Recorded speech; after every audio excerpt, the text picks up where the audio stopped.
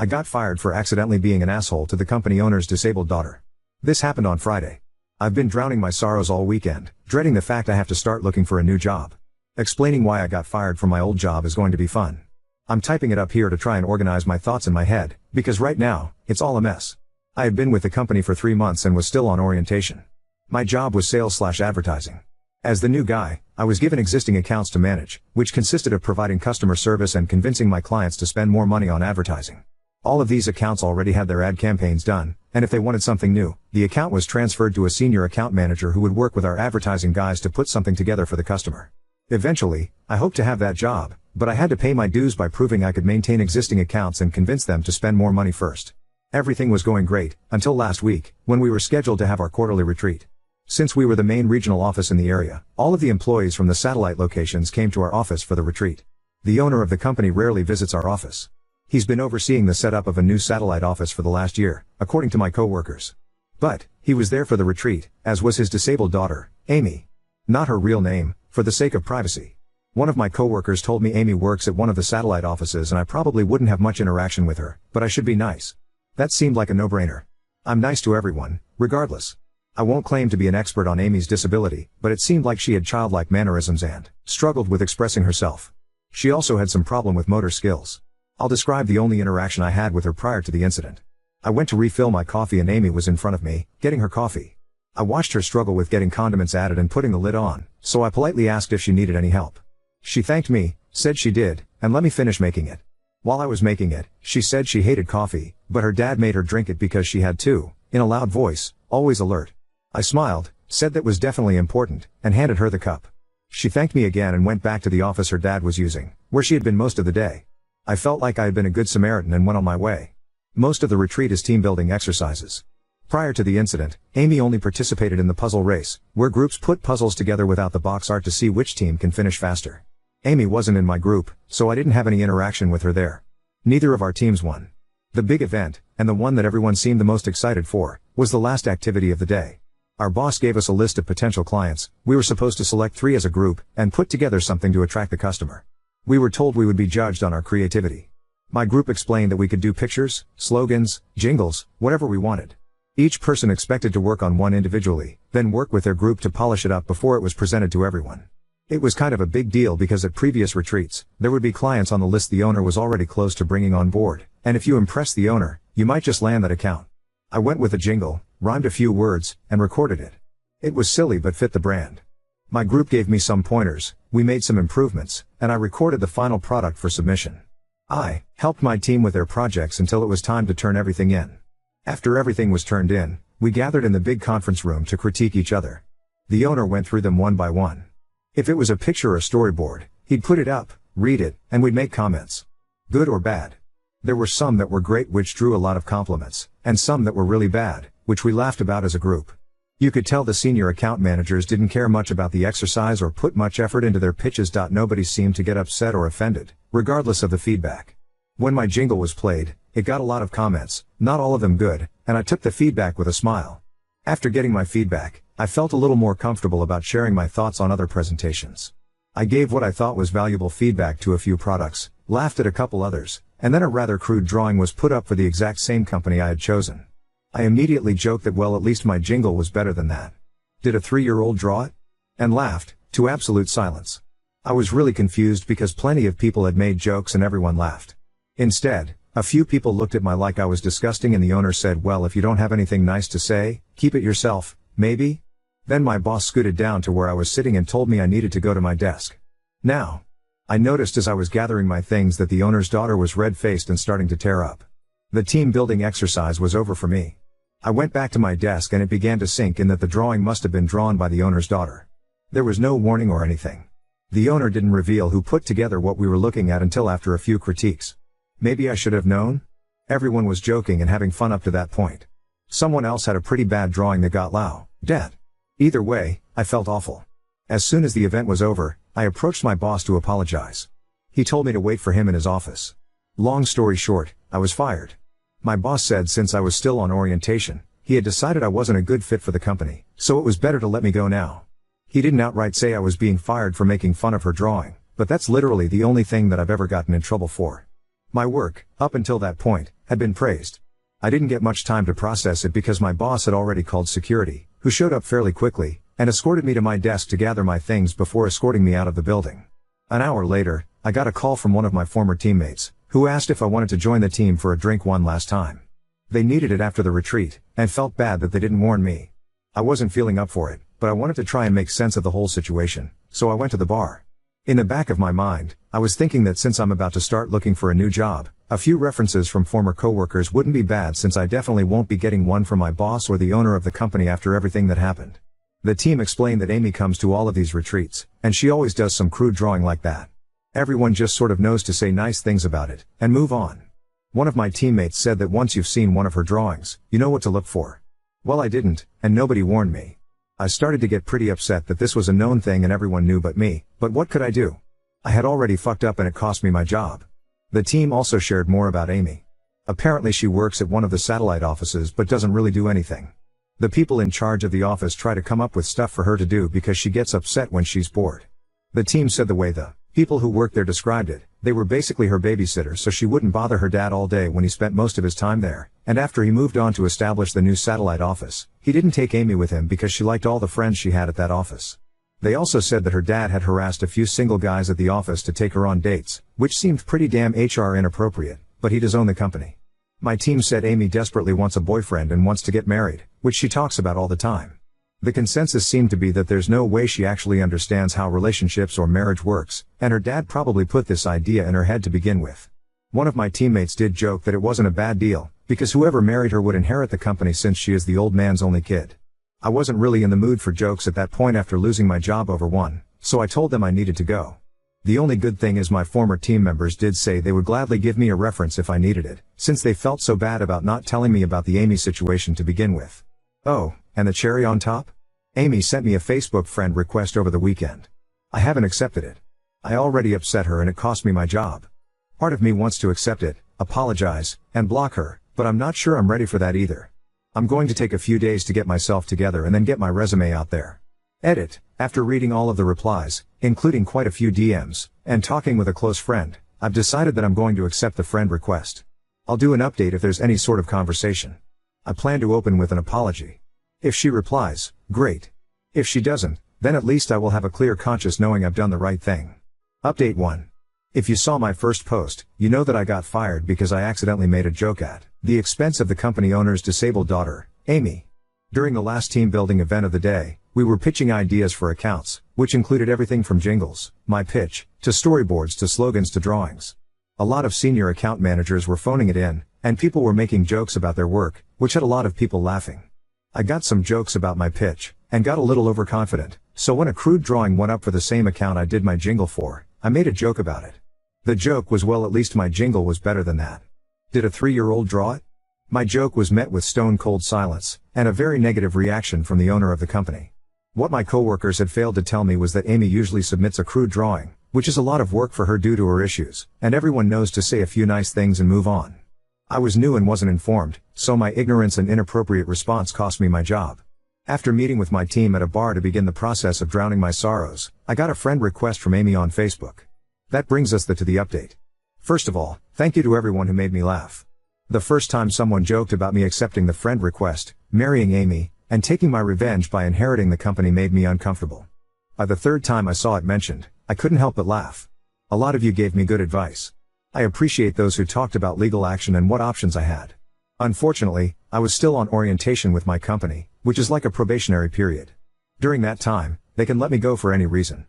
They could fire me for wearing the wrong color socks if they wanted. I had to sign an agreement to get employed which stated I understood this. There's literally nothing I can do, legally. At the end of the day, I decided to go have some drinks with a good friend, talk things out, and see what he would do. Dave's been my best friend since we were in elementary school. We've probably spent more time together than some actual brothers. Dave was firmly on the side of accept the friend request, apologize, and clear your conscience, man. I'm getting us another round of shots. He knows me better than anyone, and he knows that the guilt would eat me alive. I posted it here because it bothered me. I decided to take his advice, and everyone here who pushed me for that as well, especially the ones that DM'd me. So, that's what I did. I accepted the friend request. I immediately messaged Amy. I said I shouldn't have made that joke about anyone's work, it was unprofessional, and I was sorry. It took her a while to respond, but when she finally did, she thanked me for my apology, but said she sent me the request because she wanted to apologize since I lost my job over it. I said she didn't owe me an apology, and there was another long pause before she asked if she could copy/paste something to me. I wasn't sure what it was, but said she could. She pasted a generic message, but one she had clearly spent some time on. I don't want to type it word for word, but I'll paraphrase. "Hi, my name is Amy. Please forgive me if I'm slow to respond to you. I suffered a brain injury when I was a little girl and it takes me a while to type things out. There was more to it, but that's the basic stuff." I responded, saying it was not a problem, and she could take all the time she needed. Amy and I ended up messaging back and forth until almost 3 a.m. No, we didn't fall in love. We aren't going on a date. I'm not going to marry her for revenge so I can take her dad's company. However, I do think I would like to be friends with her. Not because I feel bad for her, but because she's a genuinely nice person and honestly, everyone could use a few friends like that.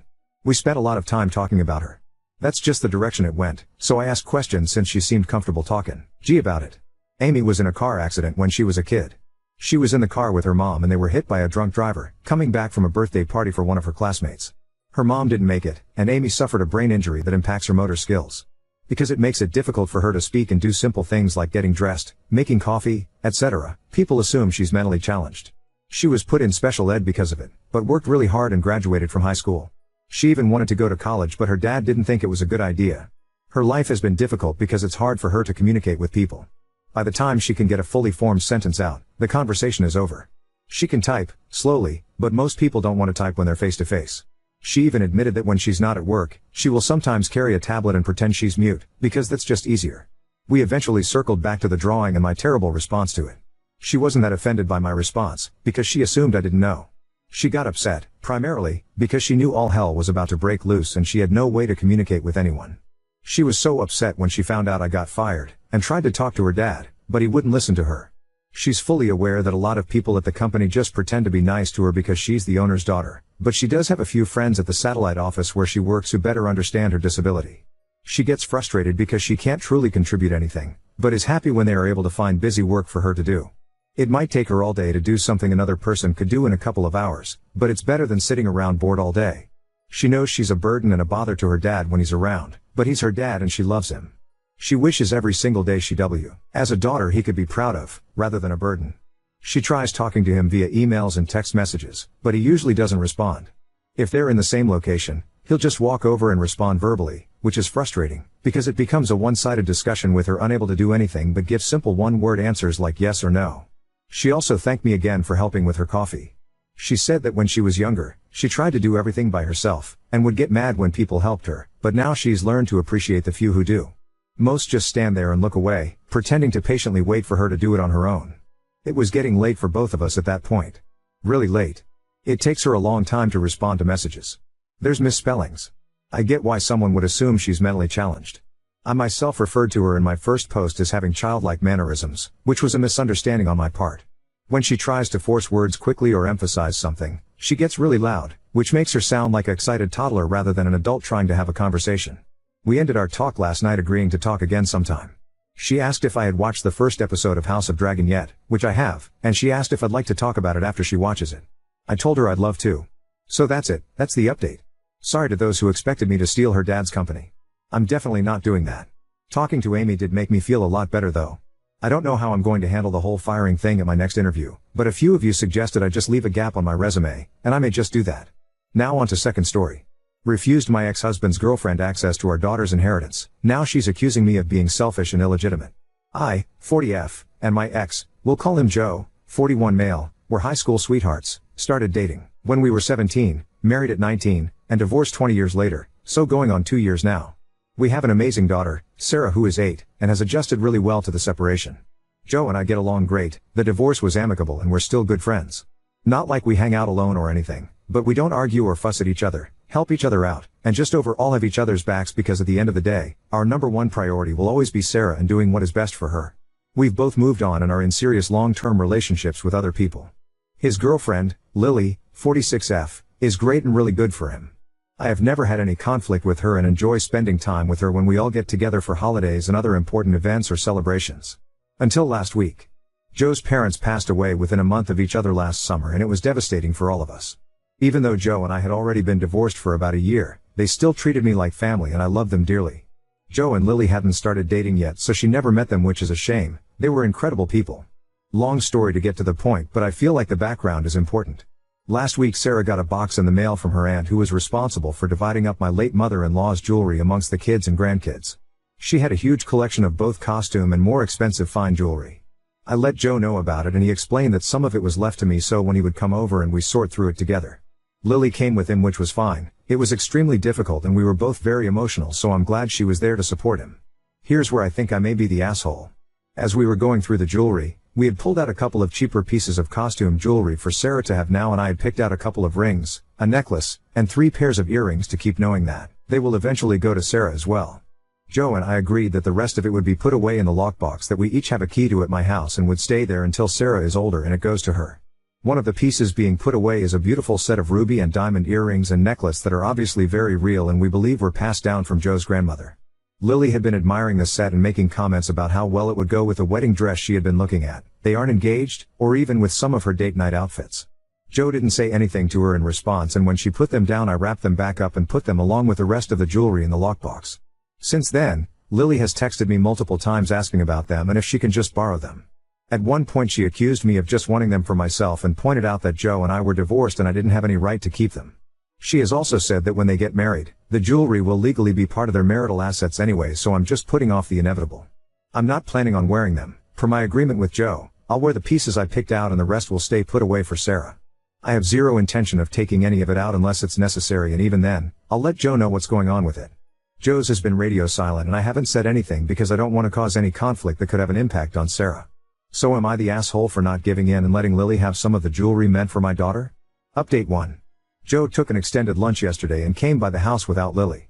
I explained to him why I was reluctant to bring everything up, but I was tired of being harassed about the jewelry and that I feel strongly about it belonging to Sarah, not to either of us and certainly not to Lily.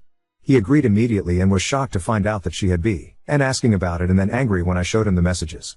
I figured the best course of action was a face-to-face conversation with him and being able to hand him my phone so he could see the conversation for himself, and there would be no way for her to accuse me of making it up or photoshopping anything. It sucked to see him so upset over it, and I have a feeling that it's going to get worse because from what he was saying, it sounds like Lily won't be around much longer, and regardless, she won't be allowed back in my home and won't be spending any time with Sarah alone if he doesn't break up with her. I did also go first thing yesterday morning and open a safe deposit box at one of the local banks. It's not the one I normally do business with, and as of right now, my name is the only one on it and I have the only key. I was worried about the possibility of Lily having any kind of access to the jewelry with it being in the house, and until all of that is resolved, I feel better knowing that there's no way for her to get to it. Joe and I also discussed this when he came over, and he said that he agrees completely that it's the best course of action to safeguard Sarah's inheritance. All but one of the pieces I picked out also went in, and as much as I would love to have a couple of the other pieces to wear in remembrance of her on the really hard days, I would rather know it's safe and I still have the one piece that brings me so much comfort. All kinds of notarized documents will be on their way to me and should be here by the end of the week when I have a meeting set up with a lawyer to determine what else needs to be done to ensure that the jewelry will go to Sarah without any issues or challenges. I spoke to the aunt that sent everything over the weekend after I posted this, and got so much good advice, thank you all, and requested she send copies of everything pertaining to it along with documentation from her as the executor of what was sent to who, etc. I did, and tell her about the issues with Lily. I don't think that's my place, and I'll let Joe deal with telling his family or not as he sees fit. I have an appointment later today with a GIA certified appraiser, so I should be able to take all of that with me to the lawyer as well as the pictures and video that I took of each piece last night. I'm still leaning towards a trust as the best way to make sure Sarah's interests and assets are protected, but we'll see what the lawyer says and go from there. I feel terrible for Joe. He's a great guy, and even though our marriage didn't work out, I still care about him and always will. He's not just my child's father but also one of my best friends, and I want him to find someone to be with that loves him the way he deserves to be loved. It's just that whoever that is needs to understand that Sarah is always going to come first, and he and I will always work as a team to make sure that she's happy, healthy, and successful in life. Our relationships with each other and other people aren't going to hinder her in any way. Thank you to everyone that commented and offered so much good advice and support.